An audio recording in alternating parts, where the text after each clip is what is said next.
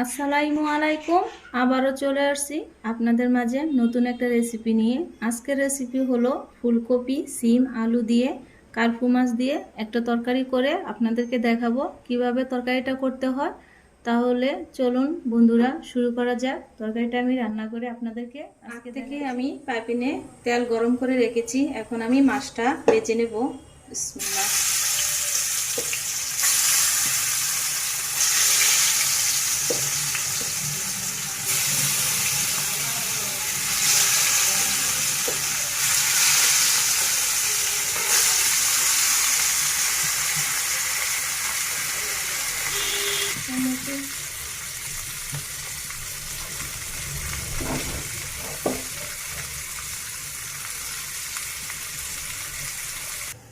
পেঁয়াজ কাঁচামরিচ দিয়ে দিলাম।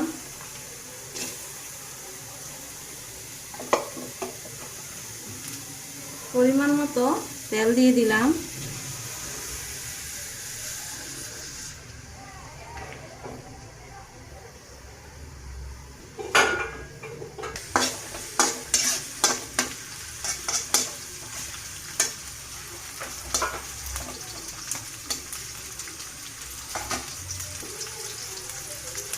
সামান্য একটু মেথি দিয়ে দিলাম।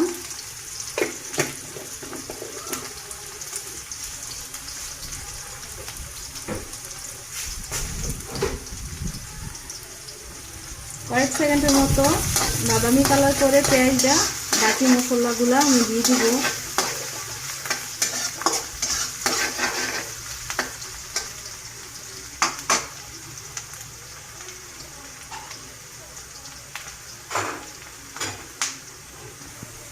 পেঁয়াজটা আমার বাদামি কালার হয়ে গিয়েছে। এখন আমি 1 চামচের মতো জিরা বাটা দিয়ে দিলাম।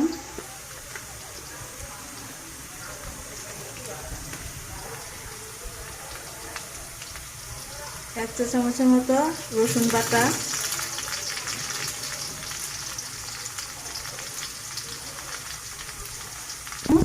আদা বাটা দিয়ে দিলাম। 1 চা চামচের মতো মরিচ বাটা দিয়ে দিলাম।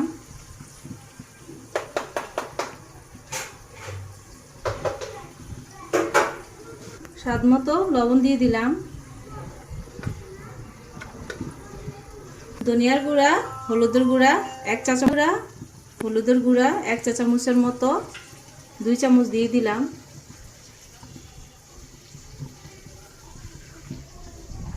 মশলাটা কষানোর জন্য পরিমাণ মতো পানি দিয়ে দিলাম।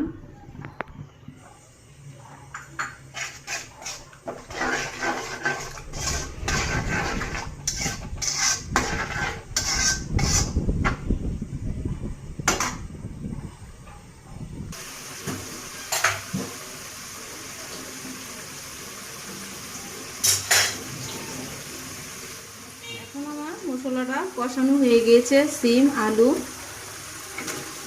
কপি দিয়ে দিলাম।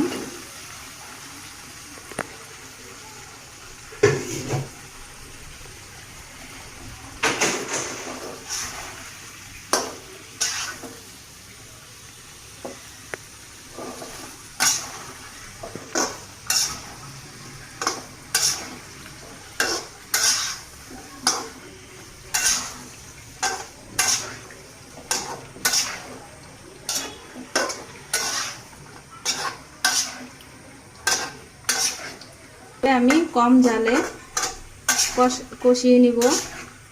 এখন আমি ঢাকনা দিয়ে 5 মিনিটের মতো ঢাকনা দিয়ে রাখবো। 5 মিনিটের মাঝে আবার তরকারিটা নেড়ে দেব। উঠিয়ে ঢাকনা নেড়ে দেবো, নাহলে নিচে দিয়ে লেগে যাবে।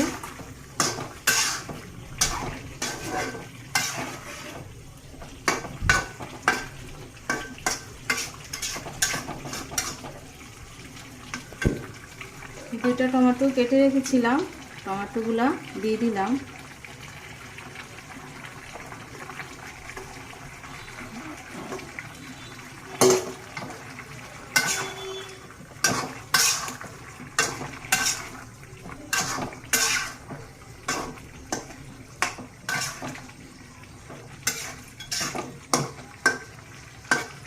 আবারও ঢাকনা দিয়ে আমি ঢেকে দেব। 5 মিনিট হয়ে গিয়েছে। এখন আমি পরিমাণ মতো পানি দিয়ে দিব।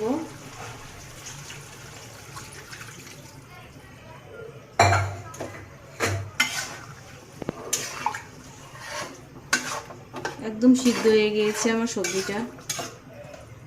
সবজিগুলো সিদ্ধ হয়ে গিয়েছে। এখন আমি মাছটা দিয়ে দেব।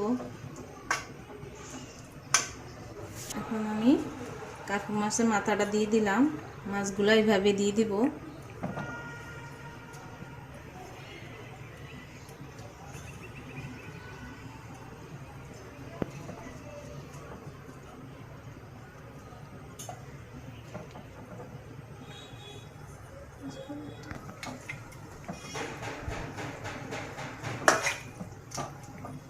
এভাবে মাছটা একটু ঝোলের মধ্যে ডুবিয়ে দিব।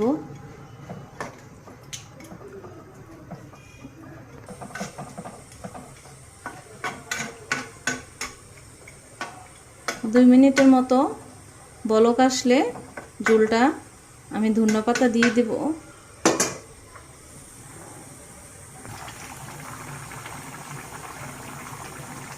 ঝোলটা আমার বলক আসছে, এখন আমি ধনেপাতা দিয়ে দেব।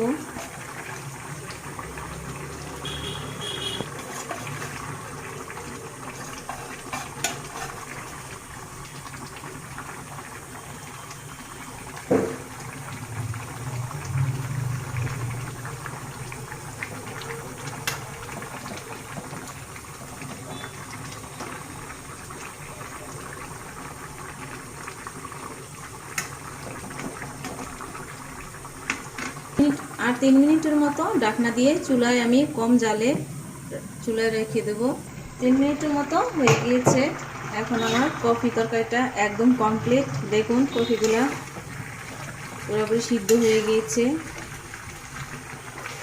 এখন আমি পরিবেশন করে দেখাবো।